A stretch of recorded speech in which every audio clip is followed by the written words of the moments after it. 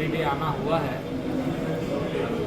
और गिरिडीह आने के क्रम में यहाँ रास्ते में कई कार्यकर्ताओं से संवाद और मिलने का मौका मिला। वहीं यहाँ गिरिडीह में हमारे सभी वरीय और श्रेष्ठ जो नेता और कार्यकर्ता है आज मैं मिल रहा हूँ, बहुत प्रसन्नता हो रही है। कार्यकर्ता का यही सबसे बड़ी ताकत और खूबी होती है कि हमेशा निस्वार्थ भाव से संगठन को जो जिस स्तर पर काम कर रहे हैं उसको मजबूती के लिए काम करते हैं। और आज पुराने लोगों को देख रहा हूँ यहाँ पर सब सक्रिय हैं, संगठन के कार्य में लगे हैं। तो ये भारतीय जनता पार्टी की सैद्धांतिक और वैचारिक ताकत है।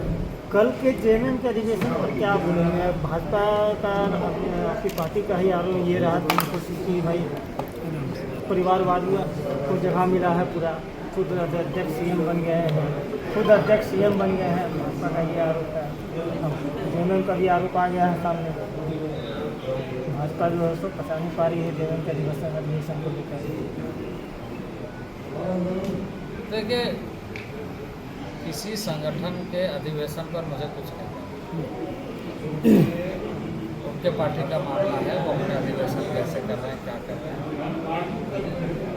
दूसरी बात, इस राज्य में जनता ने जेएमएम और कांग्रेस को चुना, उसमें भी मुझे कुछ नहीं कहना।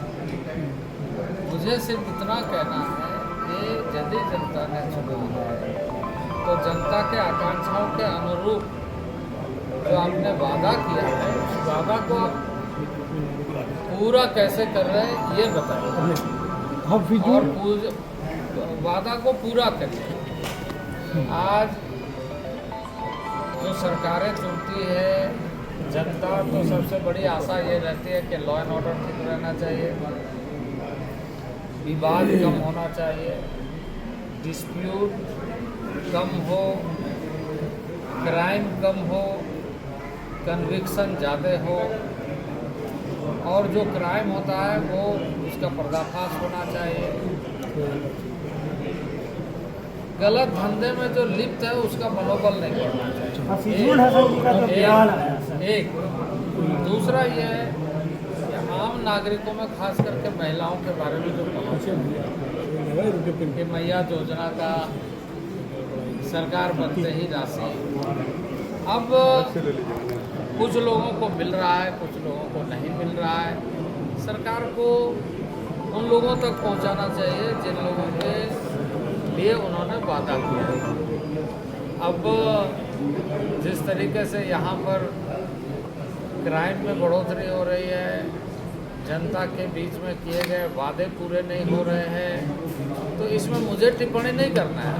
जनता को यह आकलन करना है कि जनता धोखा खा रही है या नहीं खा रही है, और जनता यदि धोखा खा रही है तो जनता की बातों को आप मीडिया वाले इस रूप में देखते हैं, उसको जनता को बताइए। और फिजूल हसन जी के द्वारा बयान दिया गया था कि सीरियत उनके लिए आगे संविधान बाद में है। इस सीरियत जो है उसको वो पहले सीरियत जो है उसको पहले मानते हैं, संविधान को बाद में मानते हैं। इस पे आप लोगों ने 19 तारीख को कहा है कि प्रदर्शन भी किया जाएगा। आप किस रूप में देखते हैं इसको? देखिए, ऐसा है कि उनको मुझे लगता है कि वो एज ए कार्यकर्ता तो शुरू नहीं किए, नेता के बेटा नेता बन गए, इसलिए उनको ये मालूम नहीं है कि क्या बोलना चाहिए। प्रदेश पर जो है केंद्रीय अर्धसैनिक बलों की तैनाती हुई है, क्या राज्य बंगाल में राष्ट्रपति शासन की जरूरत है? तो देखिए, अभी ये सारा विषय की समीक्षा के लिए मैं यहाँ नहीं बैठा। ये समीक्षा करने वाले लोग, बोर्ड, सारे संस्थाएं देख रहे हैं। लेकिन मेरा ये कहना है कि वेस्ट बंगाल में गवर्नमेंट यदि है तो पलायन करने की स्थिति क्यों बनी? गवर्नमेंट है तो उनको ये रिस्पॉन्सिबिलिटी लेना पड़ेगा कि राज्य में हर नागरिक बराबर है। और इस तरीके से यदि कर रहे हैं तो इसका मतलब है कि वो सरकार वहाँ असफल हो रही है, और असफल यदि हो रही है तो जनता के बीच में उसको जवाब देना चाहिए। बंगाल के एक मंत्री का बयान आया है कि बंगाल में शांति है, एक क्षेत्र से दूसरे क्षेत्र में ही जा रहे हैं, राज्य छोड़ के नहीं जा रहे हैं। नहीं, देखिए हास्यास्पद बयान है अगर इस तरह का बयान दे रहे हैं। क्या वेस्ट बंगाल गवर्नमेंट ने कहा है कि वो कूटनीति करना चाहे, दहशत में है, वहाँ लोगों को डराया जा रहा है, धमकाया जा रहा है, हमला किए जा रहे हैं, इसलिए लोग छोड़ करके किसी और स्थान में सुरक्षित जगह ढूंढ रहे हैं और जा रहे हैं। तो वहाँ के लॉ एंड ऑर्डर को मेंटेन करने की जो रिस्पॉन्सिबिलिटी है उस सरकार की, वो कैसे कर रही है वो दिख रहा है। तो सरकार को इस रिस्पॉन्सिबिलिटी से भागना नहीं चाहिए। लेकिन सर राज्य की भाजपा भी तो इसी मुद्दे पर विपक्ष की भूमिका में दिख नहीं रही है। राज्य कई मुद्दों पर भाजपा भी विपक्ष की भूमिका में तो दिख नहीं, नहीं आप रही है। कौन सा मुद्दे पर पूछ रहे हैं? वेस्ट बंगाल के मुद्दे पर पूछ रहे हैं या झारखंड के? मुद्दे तो आपके सामने भी दिख रहे हैं, मैया सम्मान योजना पर भी हंगामा हो रहा है। देखिए ऐसा है हफीजुल हसन जी का भी मुद्दा रहा, उन्होंने भी ऐसा है कि सबसे पहले तो ये सुनिश्चित करिए कि चौथे स्तंभ की क्या भूमिका होनी चाहिए। चौथे स्तंभ की जो भूमिका है इस राज्य में क्या होना चाहिए, पहले आप लोग तय करें। नहीं, मीडिया तो लगातार दिखा रहा पॉलिटिकल है। आदमी का स्टेटमेंट आप सिर्फ ये कह करके कि पॉलिटिकल स्टेटमेंट आएगा तभी हम दिखाएंगे, जो सच है उसको दिखाएंगे।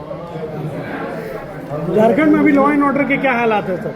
आखिरी सवाल ये है, झारखंड में लॉ एंड ऑर्डर को आप किस रूप में देखें? कल भी रांची कैपिटल में मर्डर हुई है, लगातार हत्याओं का दौर जारी है, माफिया हावी है, और आपको दिख रहा है यहाँ पर किस तरीके से बालू में, किस तरीके से अन्य जो सामान्य रूप से लोगों की आवश्यकता की चीज़ें हैं वो लोगों से दूर हो रही है और माफिया उस पर कब्जा जमा रहे हैं। पार्टी क्या कर रही है, भाजपा क्या कर रही है? अगर राज्य में भ्रष्टाचार है तो पार्टी क्यों सोई हुई है? नहीं, पार्टी सोई हुई नहीं है, पार्टी पूरी तरीके से जागी हुई है, क्योंकि जनता ने जो मौका दिया है उस मौका के ऊपर में जनता पहले इस बात को ध्यान में,